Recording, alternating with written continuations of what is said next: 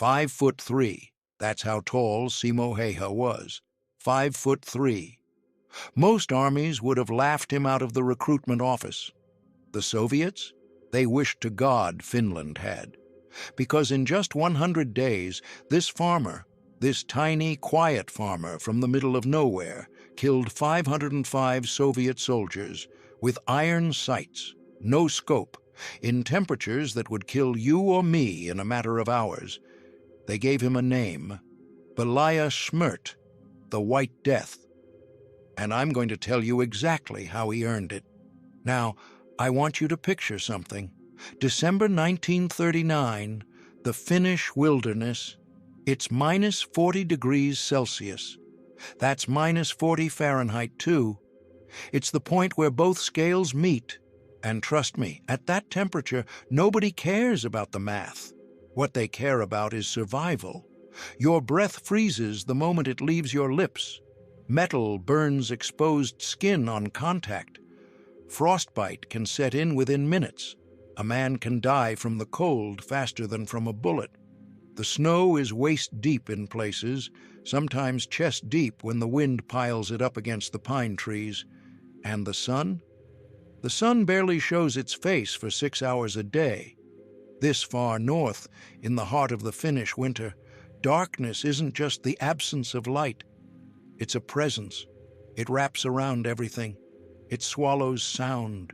It turns the forest into something primordial, something ancient, something that doesn't care whether you live or die.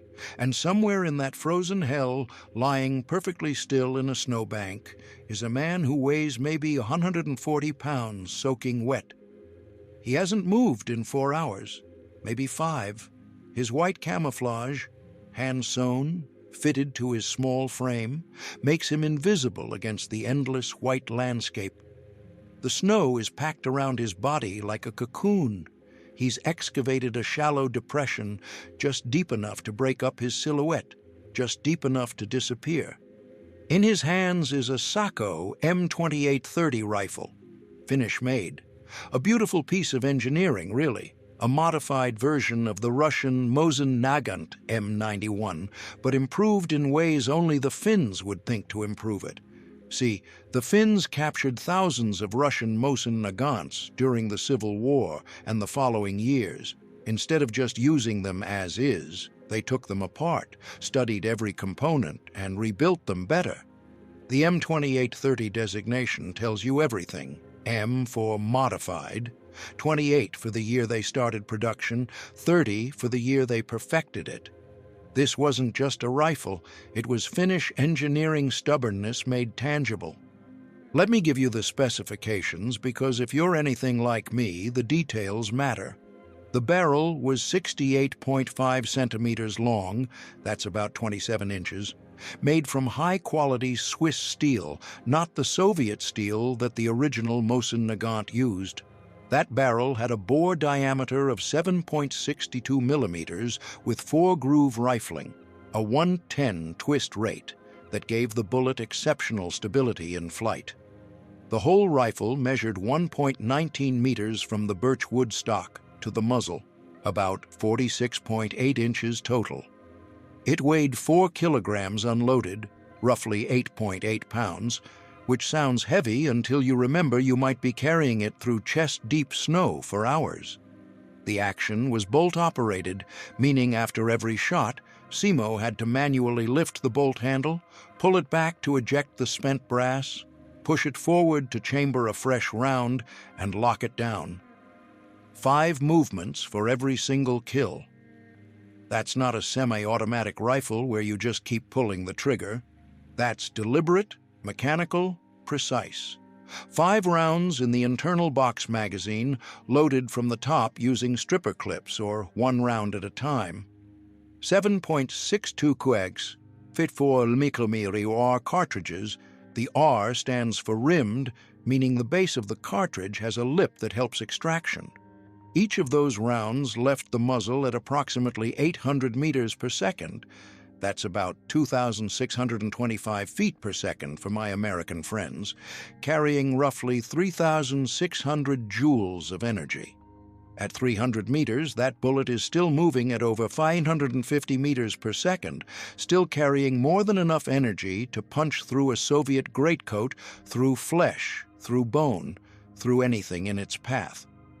The trigger pull was around 2 kilograms, about 4.4 pounds, crisp and predictable, the kind of trigger that lets a shooter know exactly when the round is going to fire. No surprises, no guesswork.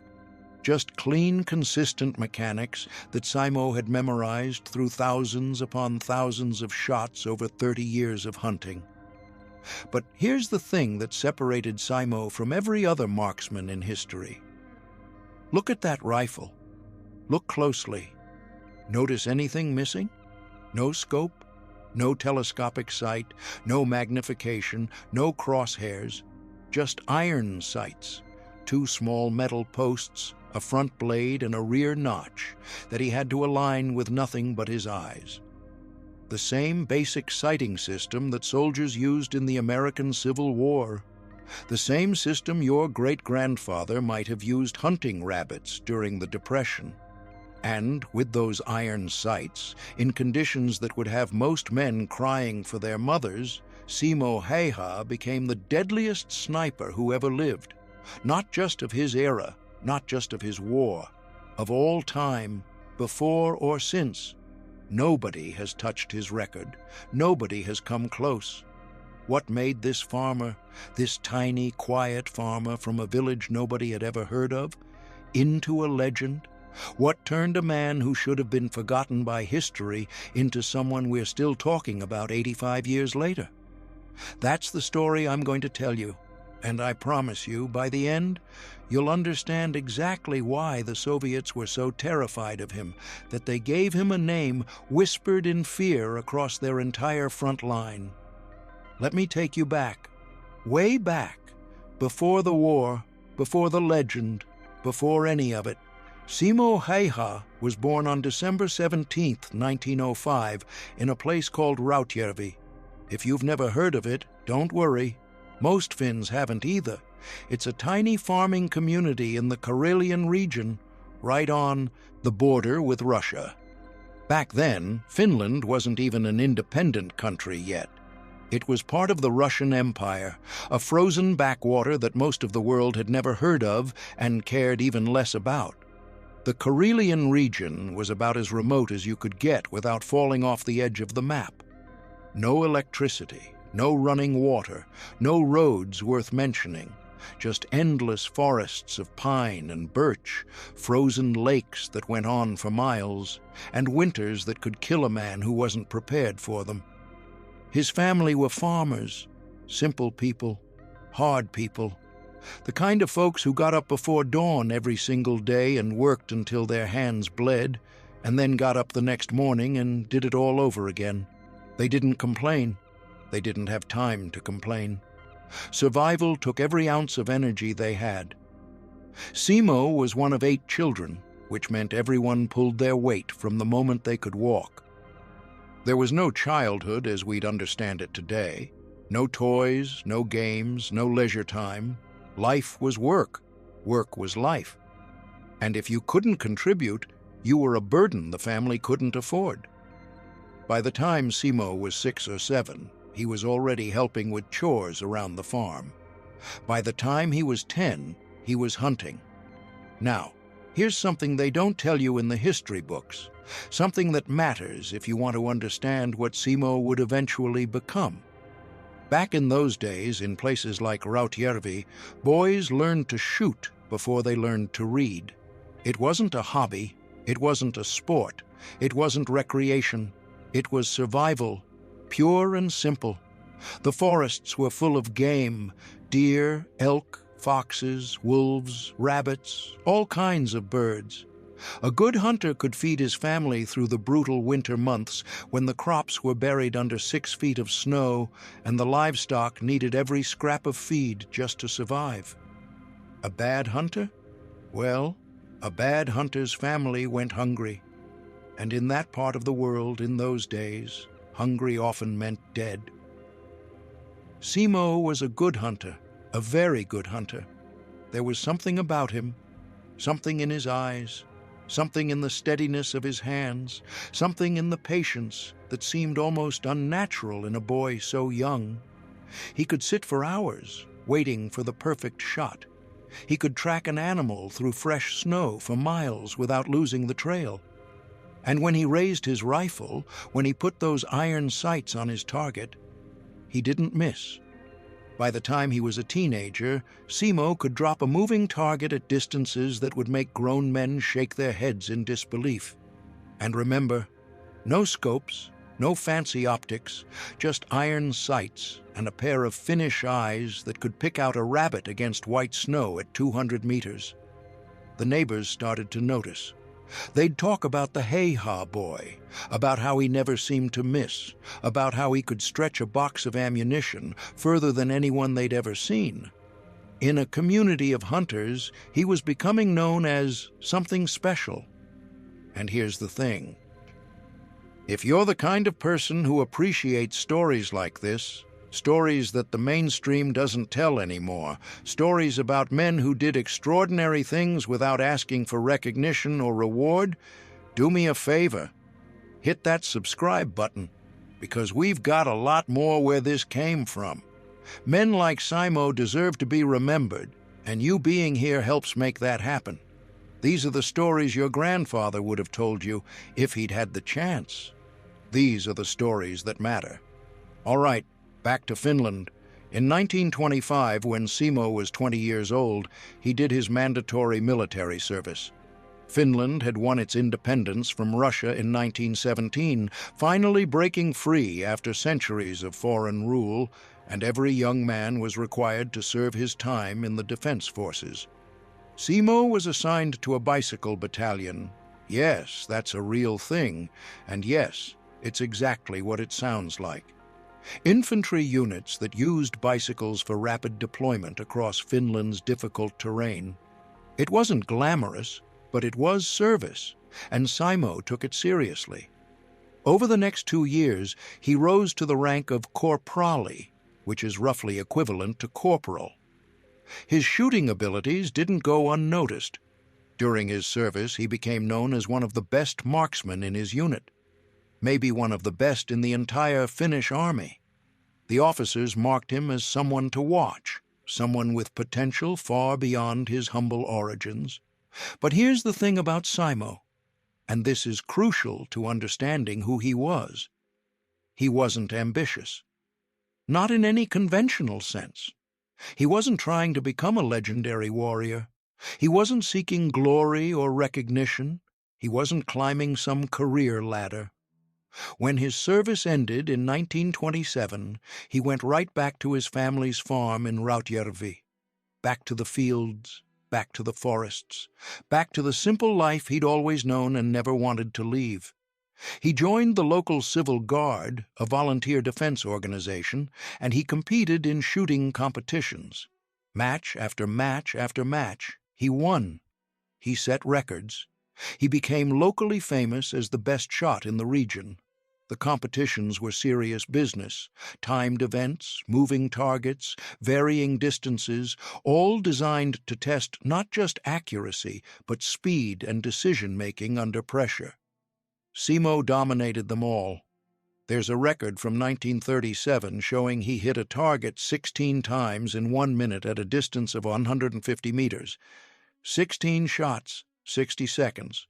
Bolt-action rifle.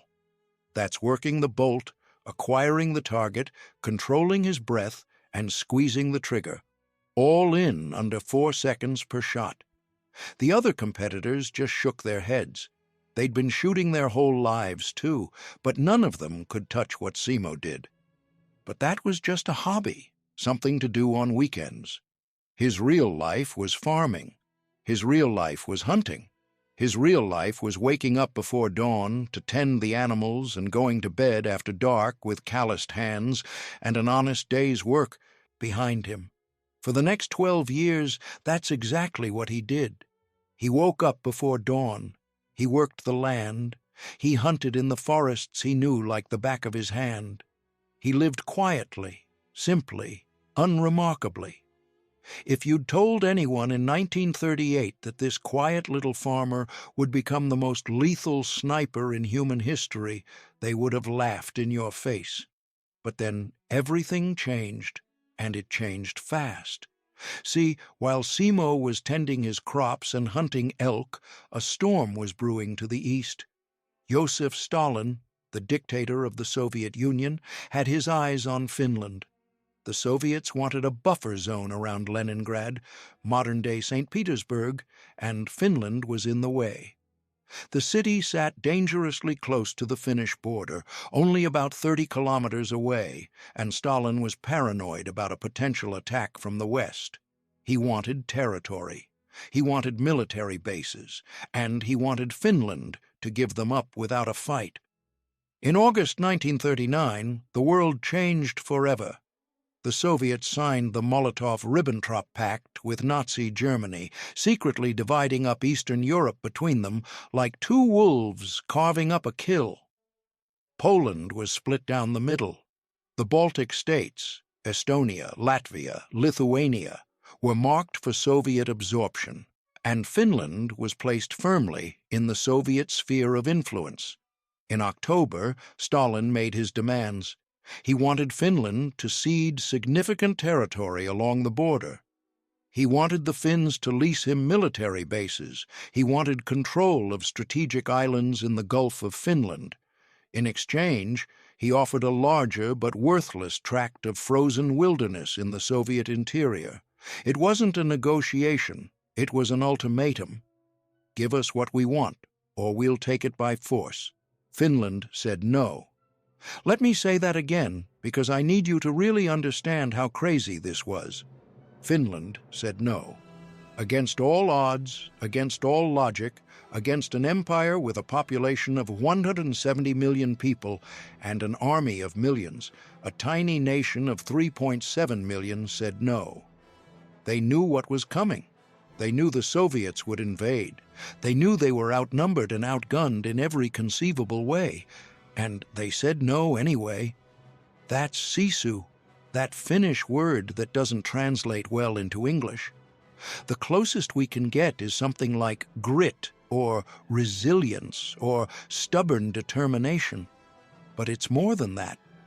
It's the refusal to surrender even when surrender is the only rational option.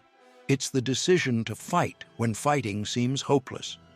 It's the deep, quiet conviction that some things are worth dying for.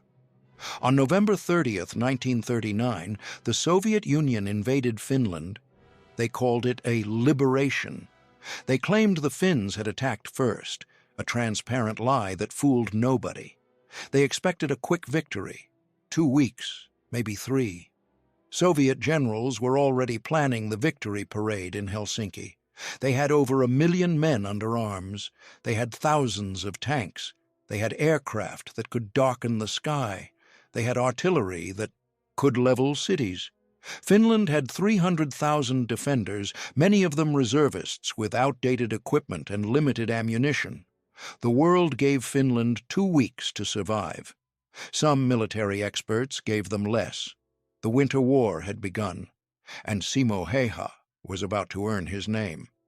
When the invasion came, Simo was 34 years old. He'd been out of regular military service for over a decade. He was just a farmer, just a hunter, just a quiet man living a quiet life. But Finland was calling. And when your country calls, you answer. That's what men did back then. No excuses, no complaints, no trying to find a way out of it. Just duty. He was assigned to the 6th Company of the 34th Infantry Regiment. His destination? The Kola Front, in the Karelian wilderness he knew better than anyone alive. The same forests where he'd hunted since childhood. The same frozen lakes where he'd learned to read ice and snow and wind. The same landscape where he'd spent 30 years becoming invisible.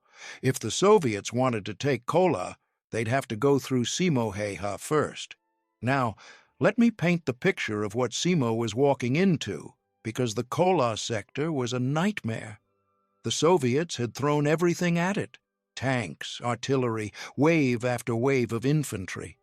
They attacked day and night, throwing men at the Finnish lines like they were trying to overwhelm them through sheer numbers, which honestly they were. Soviet doctrine at the time was brutally simple. Quantity has a quality all its own. If you lose 10 men taking a position, send 20. If you lose 20, send 50. There are always more men. The Finnish lines were stretched impossibly thin. In some places, a handful of Finns, maybe a dozen men, sometimes less, were holding positions that should have required companies. They were outgunned, outmanned, and running low on everything. Ammunition was rationed, food was scarce, medical supplies were almost non-existent. By every conventional measure of military doctrine, they should have been overrun in the first week. But conventional doctrine didn't account for the terrain, and it didn't account for men like Simo. The Kola front was hell for attackers, dense forests of spruce and pine that channeled Soviet advances into predictable paths. Snow so deep that tanks got stuck and infantry had to wade through it like quicksand. Temperatures so low that Soviet equipment froze solid. Engines wouldn't start, machine guns jammed, artillery shells failed to detonate. The Finns knew this land. They'd lived here for generations. They knew every trail, every clearing, every frozen stream, and they used that knowledge with devastating effect. The men at Kola had a saying that would become legendary. Kola kestää. Kola holds. It became more than a slogan. It became a promise, a prayer, a declaration of defiance against an empire that thought it could crush them in a matter of days. When reinforcements asked what the situation was like, the answer was always the same: Kola holds. When commanders asked if the line could be maintained, the answer was always the same: Kola holds. It wasn't bravado, it wasn't propaganda, it was a statement of fact, backed by the blood and determination of men who had decided they would not retreat, no matter what. The Soviet attacks came in waves. First, the artillery, shells screaming through the frozen air, explosions walking across the Finnish positions. Then the infantry, hundreds of men in their brown coats surging forward through the snow, many of them dying before they even reached the Finnish lines. Then the tanks, grinding through the drifts, their engines groaning in the cold, their crews barely able to see through frosted viewports, and then it would start all over again. The Finns had almost no tanks of their own. They had limited artillery. What they had was terrain, cunning, and men who refused to die. They developed tactics that would become legendary. Ski troops who could appear out of nowhere, strike hard, and vanish back into the forests before the Soviets could respond. They used Molotov cocktails against Soviet tanks, the bottles of flaming gasoline becoming a symbol of Finnish resistance.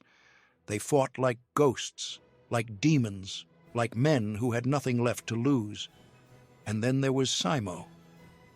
Within days of arriving at the front, Simo had established his first sniper positions. He knew this terrain like he knew his own reflection. He knew where the shadows fell at different times of day. He knew where the wind blew the snow into drifts and where it left patches of exposed ground. He knew where a man could hide and where a man would be visible. He knew, instinctively, how to become invisible. His rifle was his Sako M2830, the same model he'd been shooting for years in competitions. In a way, it was an extension of his body. He knew its weight, its balance, the exact pressure required on the trigger for a clean break. He knew how the rounds would fly in different temperatures, how the cold affected velocity, how the wind would push a bullet off course at various distances. This wasn't academic knowledge learned from a manual. This was bone-deep understanding built over decades of practice. Stop for a second. I want you to really imagine this. -40 degrees. You can't feel your fingers. Your face is numb. Every breath sends a cloud of vapor into the air that could give away your position. And you haven't moved, not an inch, not a twitch, in 6 hours. That was Tuesday for Simo Häyhä. That was every day for Simo Häyhä. Most of us can't sit through a 2-hour movie without checking our phones. Simo could lie motionless in frozen hell for an entire day if that's what the mission required. His method was devastatingly simple, yet almost impossible to replicate. He would leave his position before dawn, when darkness still covered his movements, completely alone. No spotter, no partner, no backup. Just one man, one rifle, and the frozen wilderness. He would find a spot, a snowbank, a depression in the ground, a space beneath a fallen tree, and he would dig himself in. Not just lie down in the snow, but actually excavate a position. He would pack snow around his body until he was completely hidden, until his outline disappeared entirely against the white landscape. Then he would wait. Here's a detail that shows you the level of thought that went into his craft. Before settling into position, he would pour water on the snow in front of his rifle. Why? Because when you fire a rifle in snow, the muzzle blast kicks up a cloud of white powder. That cloud can give away your position just as easily as a muzzle flash. But if you wet the snow and let it freeze, it becomes a solid layer of ice. No puff, no betrayal, just the crack of the shot and death arriving from nowhere. And then there was the snow in his mouth. This is the detail that always gets me, the detail that shows just how methodical Simo was.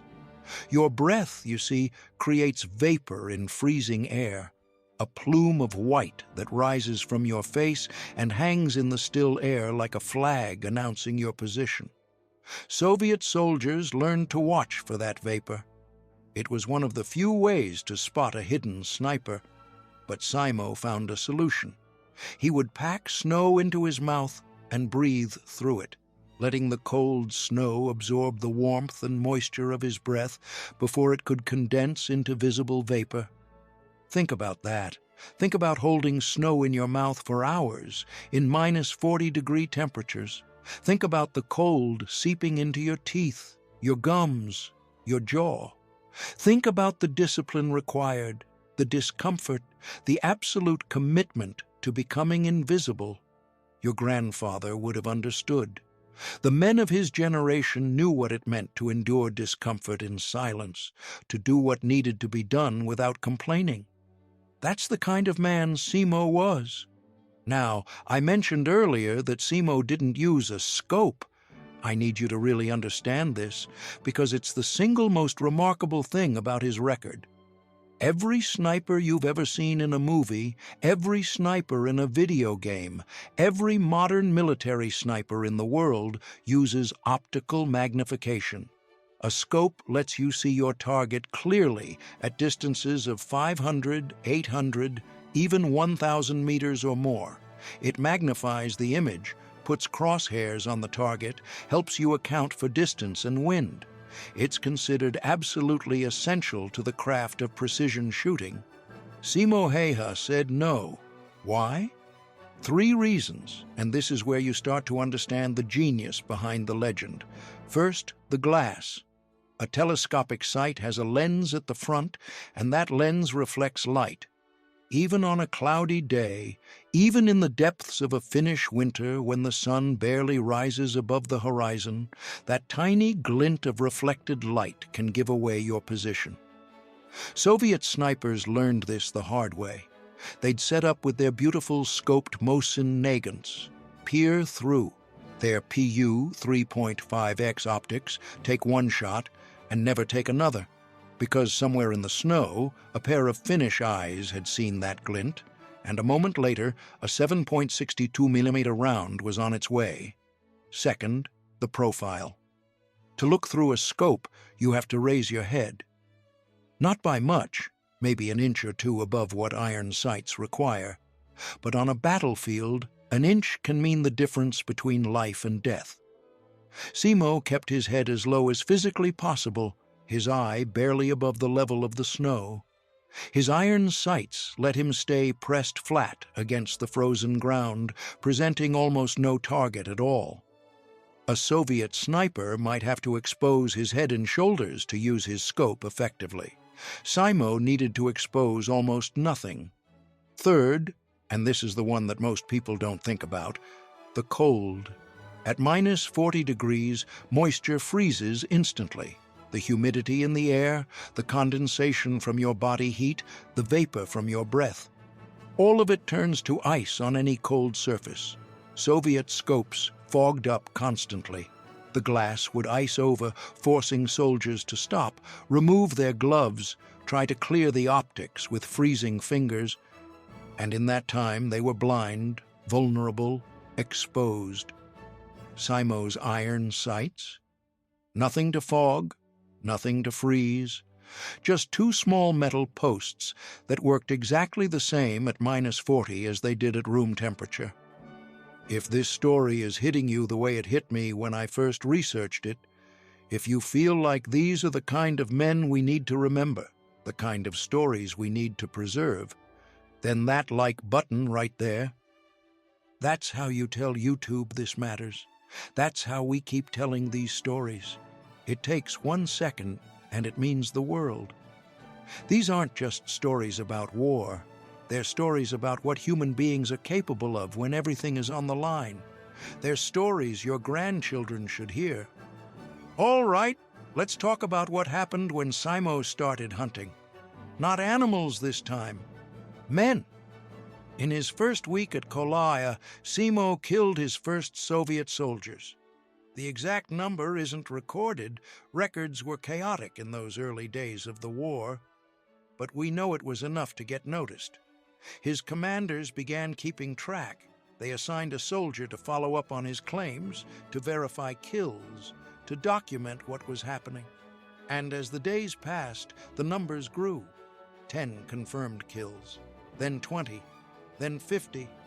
The kills came methodically, patiently, relentlessly. Simo would pick his target carefully. He never rushed. He never took a shot he wasn't certain of. He controlled his breathing, slowing his heart rate until his body was as still as the snow around him. One squeeze of the trigger, one crack of the rifle, sharp and sudden in the frozen air, and somewhere in the Soviet lines, a man would fall. Then Simo would work the bolt, smooth and quiet, chambering another round. If there were more targets, if they hadn't scattered, if they were still exposed and confused, he would take them. Sometimes 2 shots, sometimes 3, sometimes 5, emptying his magazine before the survivors even understood what was happening. But often, more often than not, he would wait after that first kill, because the Soviets would panic. They would scatter for cover, eyes scanning the tree line, searching desperately for the shooter. Some would fire blindly into the forest, wasting ammunition on shadows. Others would try to crawl away, making themselves easy targets for a patient hunter. And Simo was nothing if not patient. The typical engagement distance was between 150 and 450 meters. That's football fields. That's a distance where, without magnification, your target is a small figure against a white background, indistinguishable from 100 other white shapes unless you know exactly what to look for. Simo could put a round into a man's chest at 400 meters with iron sights in minus 40-degree temperatures after lying motionless for hours. That's not just skill, that's something that borders on the supernatural. By the end of December 1939, his kill count had passed 100. By mid-January, it was over 200. The numbers kept climbing, and with them, so did his reputation. Finnish commanders couldn't believe what they were seeing. They'd dealt with good snipers before, but nothing like this, nothing even close. The Soviets started calling him Belaya Shmert, the White Death. Let that sink in. The enemy, the side with 1 million men under arms, the side with tanks and artillery and aircraft, the side that was supposed to roll over Finland in 2 weeks. They were so terrified of one man that they gave him a name, not a tactical designation, not a target number, a name, something to whisper in the trenches when another man fell to an invisible bullet, something to fear.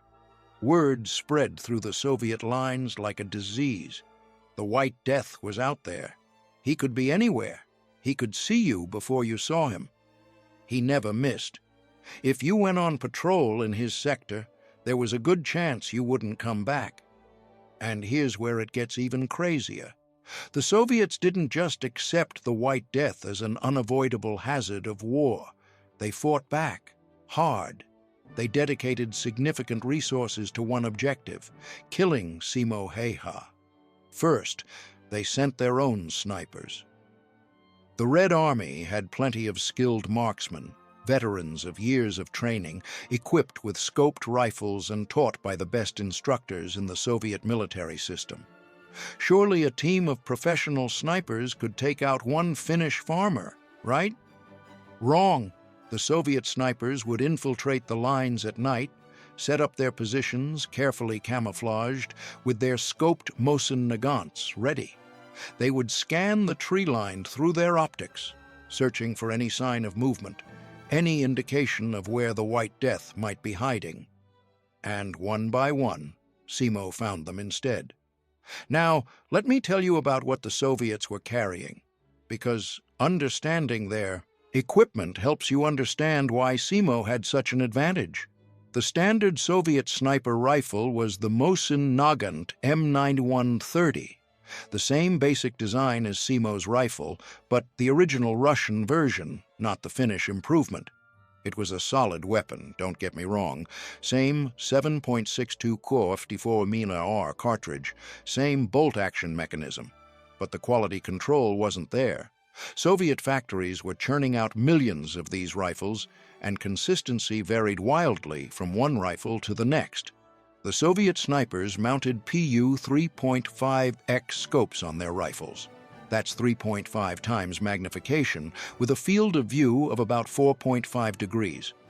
The scope itself weighed around 270 grams and added about 169 millimeters to the overall length of the rifle. In theory, that scope gave them a significant advantage. They could see targets at 400 meters as clearly as Simo could see them at 115 meters with his naked eyes. They could pick out details, the movement of a hand, the rise of breath vapor, the glint of metal, that would be invisible without magnification. But here's what those scopes couldn't do: function reliably at -40 degrees. The Soviet scopes used nitrogen-filled tubes to prevent internal fogging, but at extreme temperatures, the seals would contract, allowing moisture to seep in. That moisture would freeze on the internal lenses, turning the scope into an expensive paperweight. And even when the scope worked perfectly, there was still the problem of external frost, ice forming on the objective lens, requiring the sniper to constantly wipe it clean with freezing fingers. The Soviet infantry carried the standard Mosin Nagant M9130 without optics, a 5-foot-long rifle that was nearly impossible to maneuver in tight spaces. They also carried PPD 34-38 submachine guns. Note that not the PPSH-41 you see in World War II movies, because that weapon didn't exist yet in 1939. The PPD fired 7.622 225mm Tokarev rounds from a 71-round drum magazine at about 800 rounds per minute. Decent weapon, but heavy and prone to jamming in extreme cold. Their machine gunners used the DP-28 light machine gun, a distinctive weapon with a flat pan-shaped magazine mounted on top. It fired the same 7.62 54mm round as the rifles, 47 rounds per magazine, at about 550 rounds per minute. And in fixed positions, they deployed the Maxim M1910, a water-cooled heavy machine gun mounted on a wheeled carriage that looked like it belonged in World War I, which is exactly where the design came from. In the Finnish winter, The water in those cooling jackets would freeze solid if you didn't keep the gun firing regularly, turning a deadly weapon into a 45-kilogram paperweight. This is the thing nobody talks about when they discuss the Winter War. Soviet equipment was designed for the Russian heartland, not the Arctic conditions of Finland. Their weapons jammed. Their vehicles wouldn't start. Their artillery shells sometimes failed to detonate because the propellant was too cold. Meanwhile, Finnish equipment, like Simo's Sako, was designed and built specifically for these conditions by people who understood exactly what minus 40 degrees meant. Imagine those duels. Two men lying motionless in the snow, each trying to spot the other before being spotted. The Soviet sniper has a scope. He can see Simo's position magnified 3.5 times, can pick out details that would be invisible to the naked eye. But that scope also reflects light. It also requires him to raise his head that crucial inch. And Simo doesn't need magnification. He's been hunting in these forests for 30 years. He can read the landscape like you or I read a newspaper. He can spot an irregularity in the snow from 300 meters, a shape that doesn't quite fit, a shadow where there shouldn't be one. The Soviet sniper adjusts his scope. Simo sees the glint of glass. One of them won't survive the next 10 seconds. It was always Simo. The counter-sniper duels became legendary among Finnish soldiers. They'd watch from the trenches, holding their breath, knowing that somewhere out in that frozen no-man's land, two men were playing the deadliest game imaginable. Sometimes the duel would last hours, both men frozen in position, each waiting for the other to make a mistake. Sometimes it was over in seconds, a flash of reflected light, a single crack of a rifle, and silence. The Finnish soldiers started keeping informal tallies. "The White Death got another one," they'd say when Simo returned from his hide. "Soviet sniper, 300 meters, one shot." It became routine, which tells you everything about how surreal that winter was. Killing enemy snipers had become routine for a farmer from Rautjärvi. If you're over 50, you probably remember your grandfather or father talking about men like this. Men who didn't brag, didn't boast, just did what needed doing and came home quiet. Simo was that kind of man, multiplied by 100. When the snipers failed, the Soviets tried artillery. If they couldn't hit one man with a rifle, they'd saturate his suspected position with explosive shells. They would estimate his location based on where their men had fallen, calculate the probable hide site, and then call in a barrage. Explosions tore through the forest. Trees shattered into splinters. The snow itself seemed to vaporize under the concussive force. And when the smoke cleared, when the thunder stopped echoing through the frozen hills, Simo would emerge from a new position, 200 meters from where they'd been shelling, and the killing would continue. They tried mortar teams. They tried coordinated infantry sweeps with hundreds of men walking line abreast through the forest. They tried dedicated hunter-killer squads, specially trained units with the sole mission of finding and eliminating the White Death. Some of those squads never reported back at all. Others returned with fewer men than they'd started with, and no closer to achieving their objective. The Soviets sent their best snipers after Simo. Simo sent them home in boxes. Here's something that shows you the psychological impact he had. Soviet soldiers began refusing to go on patrol. Officers had to threaten them with execution by their own side, just to get them to leave their trenches. Men would rather face a firing squad from their own commanders than go out into those forests where the White Death was waiting. That's not just fear. That's terror. That's a man becoming something more than human in the minds of his enemies. And Simo, he just kept going, day after day, kill after kill. His commanders would update his tally. His comrades would shake their heads in disbelief. And every morning, before the sun came up, he would head back out into the frozen darkness to do it again. By mid-February 1940, Simo's kill count was approaching 400. Let me put that in perspective. The deadliest snipers in other wars, men who are legends in their own right, usually accumulated their kills over months or even years of combat. Simo was averaging about 5 confirmed kills per day, every single day, for months. In the next few minutes, I'm going to tell you about the single deadliest day in sniper history. His most lethal documented day saw 25 confirmed kills. 25 Soviet soldiers who woke up that morning, ate their breakfast, maybe wrote letters to their families, and never saw the sunset. All from one man with a bolt-action rifle that held only 5 rounds at a time. Let me walk you through what that day probably looked like, because I think you need to understand just how impossible this was. December 1939. The sun barely rises above the horizon, maybe 6 hours of usable daylight. Simo leaves his position before dawn, finds his hide, digs in. He's got perhaps 5 to 6 hours of shooting light. 25 kills in 6 hours. That's roughly 1 kill every 14 minutes. But it's not that simple, is it? He has to find targets. He has to wait for the right moment. He has to account for patrols, for movement, for the chaos of a battlefield. Some of those kills probably came in clusters. A Soviet squad caught in the open, 3 or 4 men down before the rest scattered. Others were single shots, patient waits, 1 trigger pull after an hour of stillness.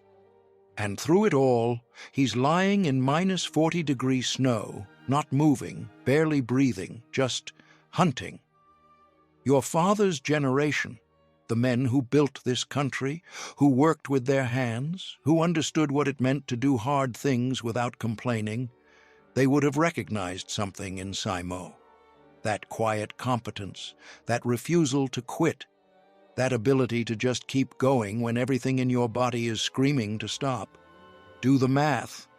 To kill 25 men with a 5-round magazine, he had to reload at least 5 times. Probably more if he missed any shots, though Simo rarely missed. 5 times he had to work that bolt, exposing his position. With each ejected brass casing, and still nobody could find him. 5 times he had to chamber a fresh round, acquire a new target, control his breathing, and squeeze the trigger, in temperatures that would freeze an unprotected hand in minutes. But I need to stop here and talk about something important, something that's easy to forget when we're discussing numbers and tactics and legendary feats. Every one of those 505 confirmed kills was a human being. I know how that sounds. I know we're celebrating Simo's achievements, and we should. What he did was extraordinary. It may never be matched. But those Soviet soldiers weren't monsters. They were young men, most of them. Conscripts pulled from farms and factories across the Soviet Union, told they were going to liberate Finland from capitalist oppression, given rifles and uniforms, and pointed north into the frozen darkness. Many of them had never fired a weapon before. Many of them didn't want to be there any more than Simo wanted to be fighting.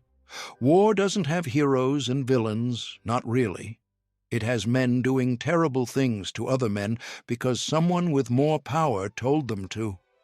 It has families destroyed on both sides. It has mothers who never see their sons again, wives who become widows, children who grow up without fathers. 505 confirmed kills. That's 505 letters that Soviet mothers received. 505 families that never saw their sons again. 505 graves somewhere in Russia, if they were lucky enough to have their bodies recovered. War has no winners, only survivors. That's the true cost of war, and it's worth remembering even as we admire the skill and courage of men like Simo. He never forgot it, by the way. In the rare interviews he gave later in life, Simo never bragged about his kill count, never talked about it with pride or satisfaction. When people asked him how he felt about what he'd done, he simply said he did his duty. Nothing more, nothing less. "I did not count them," he said when asked about the number, and there's something in that answer, something humble, something almost regretful, that tells you everything about the kind of man he was. All right, if you've made it this far, you're one of us. You get it. You understand why these stories matter. Quick favor. If you haven't already, hit subscribe and that notification bell. We post stories like this every week. Men who history forgot, but shouldn't have. Real stories about real people who did real things. The kind of stories they used to tell around the dinner table. Don't miss the next one. Now, let me tell you about Simo's other weapon, because the rifle wasn't all he carried. In addition to his Seiko M2830, Simo also used a Suomi KP-31 submachine gun. This was a beautiful piece of Finnish engineering, arguably the finest submachine gun in the world at that time, and I'm not exaggerating. The Finns designed it in the early 1930s, and it was so good that the Soviets basically copied the drum magazine, designed for their own PPSH-41 later in the war. Let me break down the specifications for you. The Suomi KP-31 fired 9.19mm parabellum rounds, the same ammunition used by the German Luger pistol and most modern police sidearms. Each round left the barrel at about 400 meters per second, delivering around 500 joules of energy at the muzzle. Not as powerful as a rifle round, but absolutely devastating at close range. The gun itself measured 870 millimeters long, about 34 inches, with a 314 millimeter barrel. It weighed 4.6 kilograms empty, which climbed to about 7 kilograms when you loaded that distinctive 71-round drum magazine. Heavy? Yes. But that weight came from quality. The receiver was machined from a solid block of steel, not stamped like cheaper submachine guns. That machined construction made it incredibly reliable, even in the brutal Finnish cold, where lesser weapons would jam constantly. The rate of fire was about 900 rounds per minute.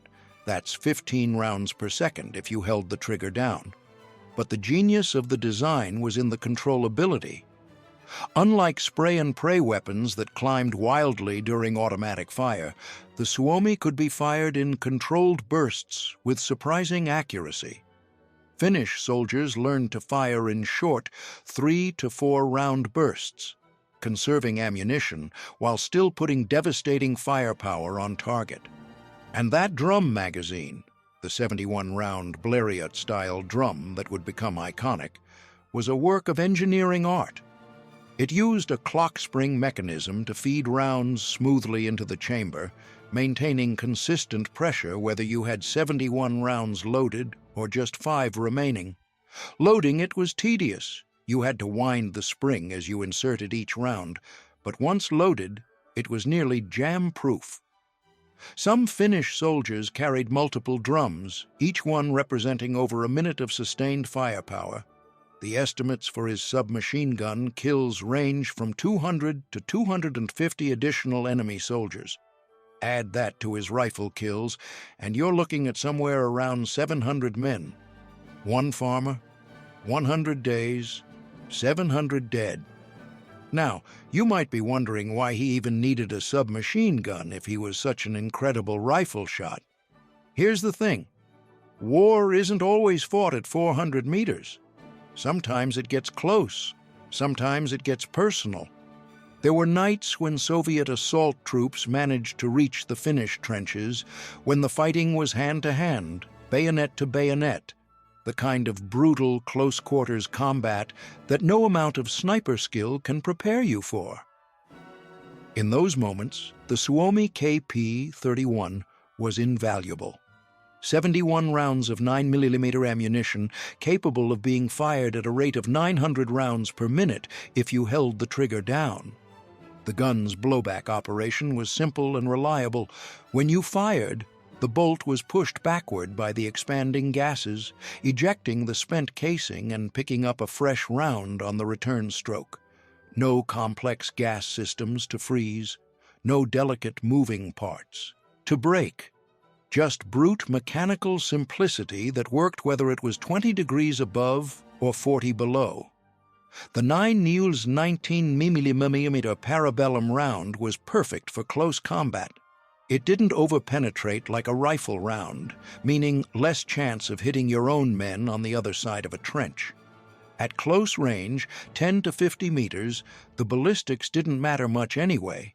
What mattered was putting rounds on target fast, and the Suomi could put 15 rounds downrange in a single second if you needed it to. Finnish soldiers used to joke that Simo had 2 jobs: long-range pest control with the Sacco and close-range housekeeping with the Suomi. It wasn't funny, really. War humor rarely is, but it gives you a sense of how his comrades saw him. Not as some mythical figure, but as a workman, a craftsman, someone who had a job to do and did it well, with the right tool for each situation. To this day, 85 years later, no sniper in recorded history has matched those numbers. Not in World War II, not in Korea, not in Vietnam, not in any of the countless conflicts since. The great Soviet snipers of Stalingrad, Vasily Zaitsev, Ivan Sidorenko, men who became legends in their own right, didn't come close. The American snipers of later wars, with all their advanced optics and training and technology, didn't touch his record. Chris Kyle, perhaps the most famous sniper of the modern era, claimed 160 confirmed kills over multiple deployments spanning years. Simo did more than 3 times that in less than 4 months. With iron sights, in minus 40 degrees, nobody has come close. Nobody probably ever will. Let me put those numbers in perspective for you, because I think it's important to understand just how extraordinary they are. During World War II, the average infantry soldier in most armies fired thousands of rounds for every enemy casualty they caused. Thousands. The chaos of battle, the stress, the smoke, the movement, hitting a target in combat is incredibly difficult. That's why machine guns exist. That's why artillery exists. You throw enough lead at a problem, eventually something connects. Simo? He averaged about 5 confirmed kills per day, every day, for 100 days straight, with a bolt-action rifle that held only 5 rounds. Do that math and it starts to make your head spin. He wasn't just efficient. He wasn't just skilled.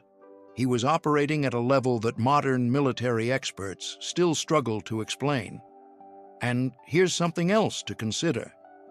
Those were confirmed kills, verified by other soldiers, documented by Finnish military records. The actual number was almost certainly higher. In the chaos of war, with bodies left in no man's land, with Soviet units in full retreat, there was no way to confirm every shot. Military historians estimate his true total could have been 20 or even 30% higher than the official count. We'll never know for sure. By late February 1940, Simo's confirmed kill count with his rifle was approaching 500. The Soviets knew they were losing, not just at Kola, but everywhere. The war that was supposed to last 2 weeks had dragged on for 3 months. Their casualties were catastrophic. Some estimates put Soviet dead at over 125,000 men, possibly as high as 168,000. The mighty Red Army, the force that was supposed to crush Europe, was being humiliated by a tiny nation of farmers and lumberjacks. Their military reputation was in ruins, exposed as poorly led and poorly equipped, despite their massive numerical superiority. But they hadn't killed the White Death. That ghost was still out there, still taking shots from invisible positions, still sending their men home in boxes. He had become an obsession for Soviet commanders, a personal affront, a constant reminder of their failure to subjugate a tiny nation that should have fallen in weeks. And here's where the story reaches its climax. The moment that would end Simo's war, but not his legend. March 6th, 1940. By that point, Simo had been operating continuously for 98 days. 98 days of lying motionless in the snow. 98 days of hunting and being hunted. 98 days of killing and moving and killing again, day after day, in conditions that would have broken most men in a week. The human body isn't designed for that kind of punishment. Neither is the human mind. But Simo kept going, because the war wasn't over, because Kolla still needed to hold, because there were still Soviets in Finnish forests, and someone needed to send them home. On that morning, Simo was in position near a place called Ulisma, doing what he always did, waiting, watching, hunting. His kill count stood at 505, confirmed with the rifle, 505, a number that would have seemed impossible just 3 months earlier, a number that still seems impossible today. A Soviet patrol was moving through the area. They were cautious now. They'd learned, at terrible cost, to be cautious in these forests. They moved in short rushes, scanning constantly, trusting nothing. They knew the White Death hunted in this sector. They knew the odds weren't in their favor. One of them, we don't know who, a regular soldier or perhaps a counter-sniper, spotted something in the snow, a shape that didn't quite fit the landscape, a shadow where there shouldn't be one. Maybe the light caught Simo at just the wrong angle. Maybe he'd moved at the wrong moment. Maybe it was just bad luck, the random cruelty of war that doesn't care about legends or skill or how many men you've killed. The Soviet raised his rifle. It was loaded with an explosive round, what the Soviets called a dum-dum or explosive bullet, technically a 7.62 54 full MIR cartridge modified with an explosive tip. These rounds were designed to fragment on impact, to cause maximum tissue damage, to turn a survivable wound into a catastrophic one. The Geneva Convention had banned explosive bullets against personnel back in 1899, but war doesn't follow rules, and the Soviets weren't above using any weapon they thought might finally kill the White Death. The muzzle velocity of that round was the same as any other Soviet rifle ammunition, about 800 meters per second leaving the barrel. The difference was what happened on impact. A standard full metal jacket round punches through tissue in a relatively clean wound channel. An explosive round detonates on contact, fragmenting into dozens of pieces, each one tearing its own path through flesh and bone. The energy transfer is catastrophic, far beyond what the ballistics alone would suggest. He fired. The bullet hit Simo in the jaw. The left side of his face exploded outward in a spray of bone and blood and tissue. The explosive round did exactly what it was designed to do. It didn't just wound him, it devastated him. His mandible shattered. Teeth were blown out of his skull. The lower half of his face was essentially destroyed in an instant. The force of the impact should have killed him instantly. By every medical standard, by every reasonable expectation, Simo Häyhä should have died in that snow on March 6, 1940.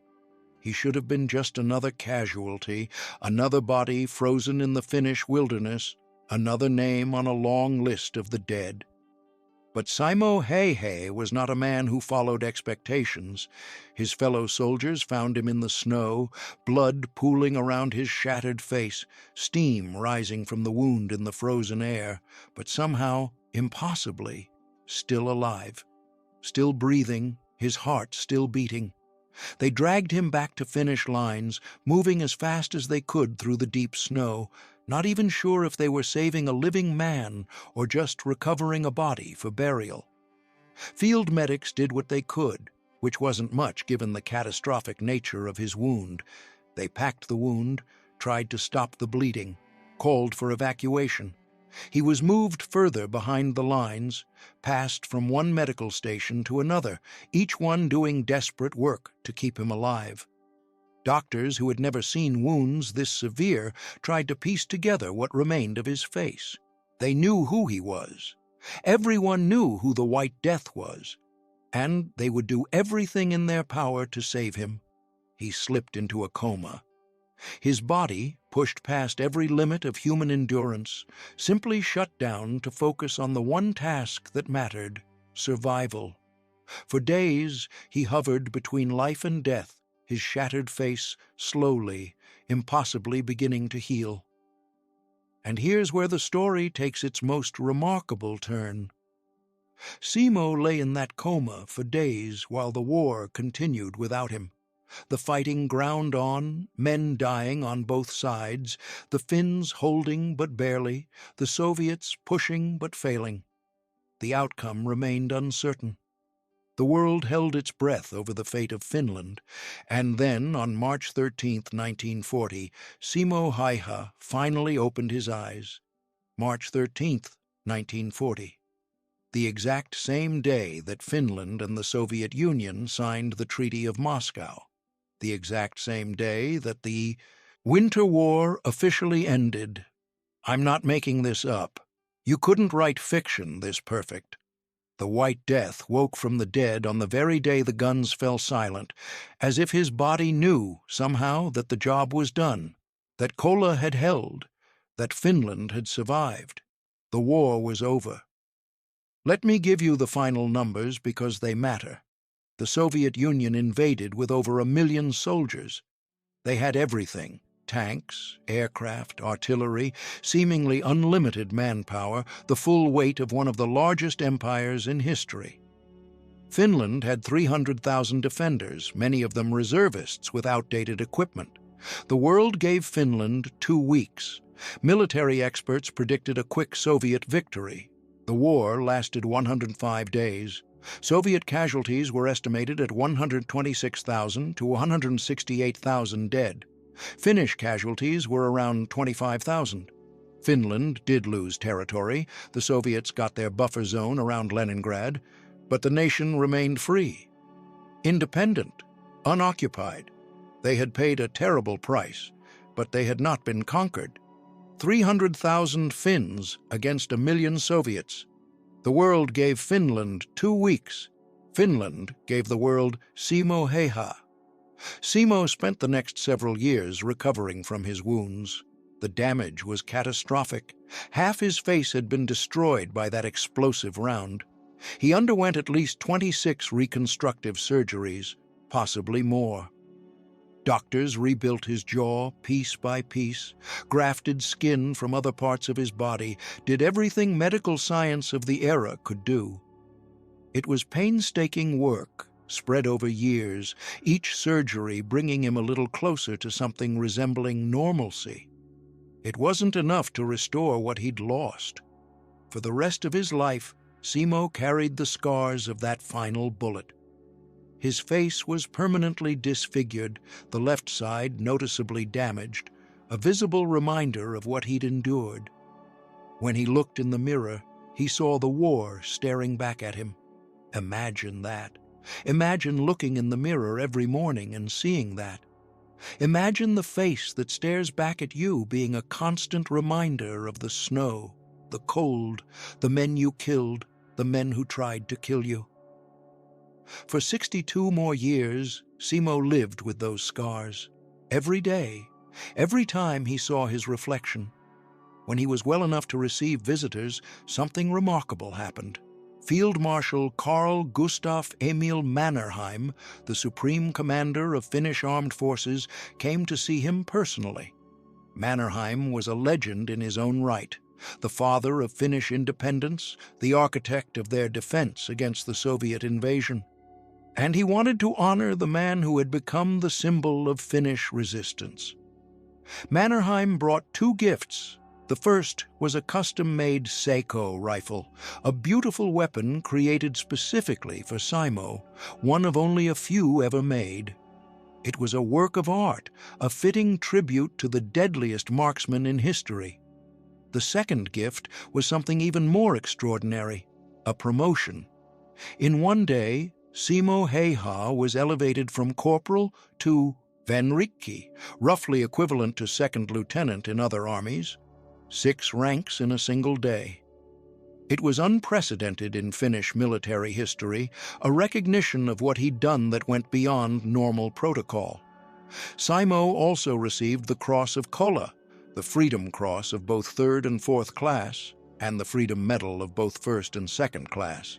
The Finnish government showered him with every honor they could bestow. He had earned every single one of them. But here's what I find most remarkable about Simo Häyhä's story, and it's not the killing, it's not the numbers, it's not the duels or the tactics or the impossible patience. It's what came after. When the war ended, when his wounds had healed as much as they ever would, Simo Häyhä went home. Just like that. No book deals, no speaking tours, no attempts to capitalize on his fame. He went back to farming, back to the countryside, back to the simple life he'd always wanted and almost died to protect.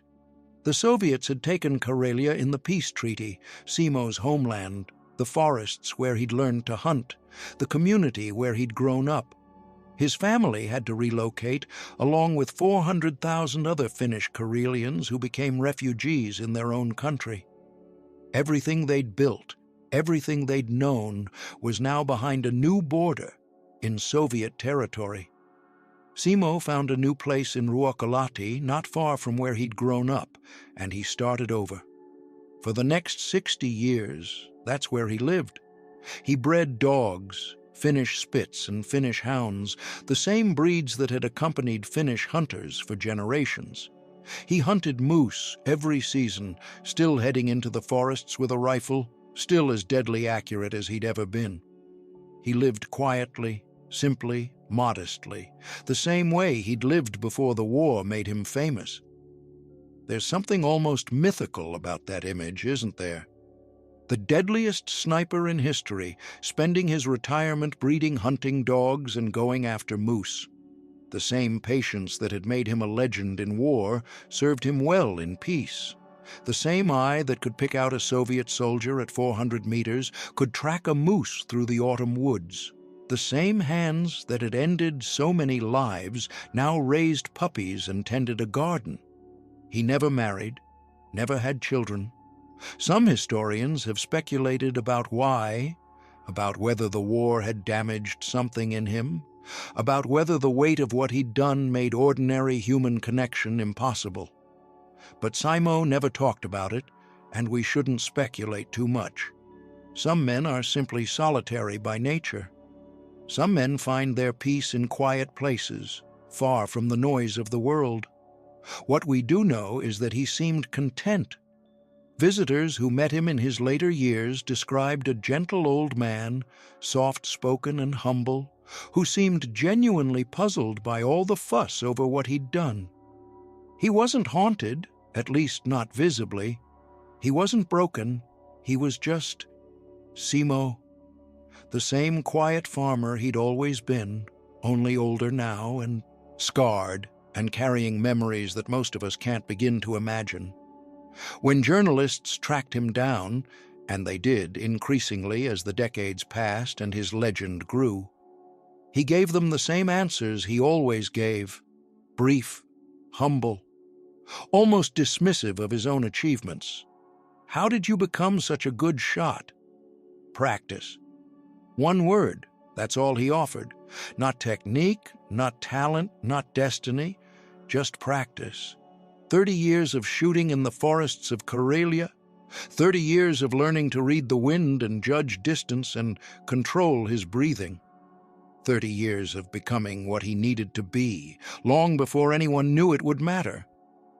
What was it like killing 505 men? I did not count them.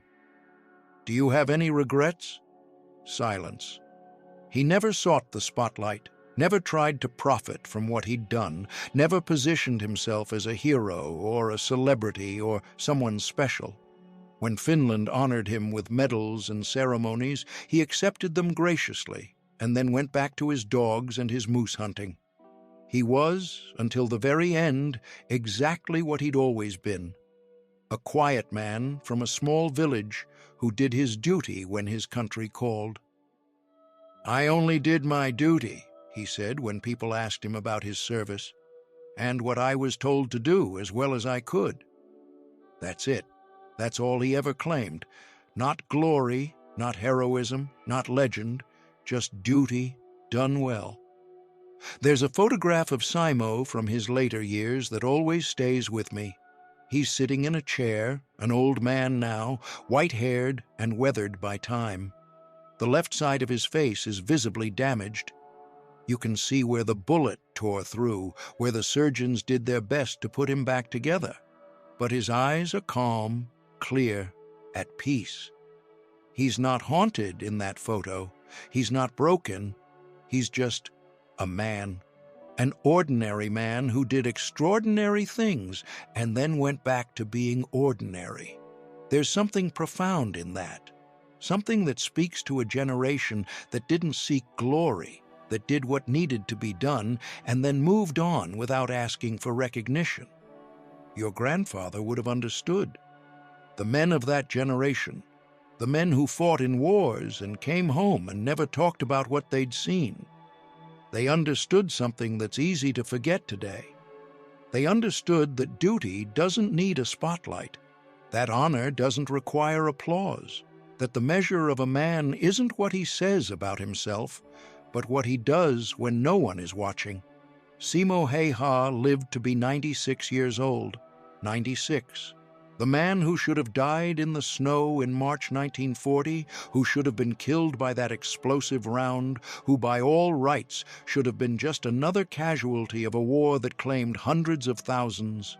He outlived almost everyone. He outlived the men who fought alongside him. He outlived the men who fought against him. He outlived the Soviet Union itself, watching it collapse in 1991 and living another 11 years beyond that. He saw the world change in ways he probably never imagined when he was a young farmer learning to shoot in the Karelian forests. Television, computers, the internet, the Cold War, the space race. All of it unfolding while he tended his dogs and hunted his moose in the quiet Finnish countryside. Simo Häyhä died on April 1, 2002, in a nursing home in Ruokolahti, Finland. He was 96 years old. The newspapers ran obituaries calling him the greatest sniper in history. Finland mourned a national hero. The world remembered for a moment a tiny farmer who had stood against an empire. Remember that snow he packed in his mouth to hide his breath? That small, practical detail that kept him invisible in the frozen forests? 62 years later, in one of his final interviews, that's the detail he mentioned first when asked about his techniques. Not the kills, not the glory, not the legend, just a practical solution to a practical problem, the kind of quiet ingenuity that had kept him alive when everything in the world was trying to kill him. That tells you everything you need to know about who Simo Häyhä really was. So, what do we take from this story? What does the life of Simo Häyhä teach us about courage, about duty, about what one person can do when everything seems impossible? I think about the iron sights. I think about a man who refused technology that would have made his job easier because he understood, at a level most of us never reach, that simplicity and discipline and practice were more valuable than any gadget. In an age where we're always looking for shortcuts, always reaching for the next app or tool or life hack that will make things easier, maybe sometimes the answer is just to do the work, to put in the hours, to master the fundamentals until they become part of who you are. Practice. That's what Simo said when they asked him his secret. 30 years of shooting in the forests of Karelia. By the time the war came, he'd already become what he needed to be. The war just revealed it. I think about the patience, the ability to lie motionless for hours in conditions that would drive most people insane within minutes. the discipline to wait for the right shot, to never rush, to trust the process even when everything inside you is screaming to move, to act, to do something. In a world that demands instant gratification, that rewards speed over quality, maybe there's something to learn from a man who understood that some things take time. Good things, important things. I think about the humility. 505 confirmed kills, and he never bragged about it. Never sought fame or fortune from what he'd done. Never tried to leverage his legend into something more. Just went back to his farm and his dogs and lived quietly until the end. In an age of self-promotion and personal branding, where everyone is trying to build their platform and grow their audience, maybe there's wisdom in a man who did something genuinely extraordinary and then just went home. And I think about Sisu. That Finnish stubbornness, that quiet determination that says some things are worth fighting for, even when the odds are hopeless, even when the rational choice is surrender. Simo didn't fight because he thought Finland would win. He fought because Finland was his home, and you don't give up your home without a fight. Period. End of discussion. Men like Simo remind us what we're capable of. Not in war. Hopefully most of us will never have to find out what we do in combat, but in life, in the daily struggles that don't make headlines, in the moments when it would be easier to quit, to give up, to accept that some things are just too hard. 5'3", a tiny farmer from a village nobody ever heard of, and for 100 days in the winter of 1939, he was the deadliest man on earth. They don't make them like that anymore. But maybe they do. Maybe there are men and women out there right now living quiet lives, doing their work, mastering their craft, who would rise to the occasion if their moment ever came. Maybe the lesson of Simo Häyhä isn't that he was unique. Maybe it's that he was ordinary, right up until the moment when being ordinary wasn't enough anymore. If Simo's story moved you, if you found yourself holding your breath during those sniper duels, if you felt something when you learned about that bullet that should have killed him, if the image of that old man with the damaged face and the peaceful eyes stayed with you, then you know what to do. Subscribe if you haven't. Hit that like button. It genuinely helps more than you know. It tells YouTube that stories like this matter, that there's an audience for history told properly, for legends remembered correctly. And drop a comment. Tell me where you're watching from. We've got viewers from over 50 countries now, and every single one of you is keeping these stories alive. Your grandfather, your father, maybe even you. You served so we could be free to sit here and remember. The least we can do is never forget. These stories matter. These men matter. And as long as people like you keep watching, keep listening, keep caring, we'll keep telling them. 5'3", 505 confirmed kills, no scope, iron sights and Finnish eyes, and a stubbornness that wouldn't quit. The White Death. Simo Häyhä earned that name in the frozen forests of Finland, and 85 years later, we're still saying it. We're still remembering. And that, more than any medal or monument or marble statue, is how legends truly live forever. Until next time, take care of yourselves, take care of each other, remember the men who came before you, and never forget, somewhere out there in the snow, Simo Häyhä is still watching, still patient, still invisible, still deadly. The White Death endures.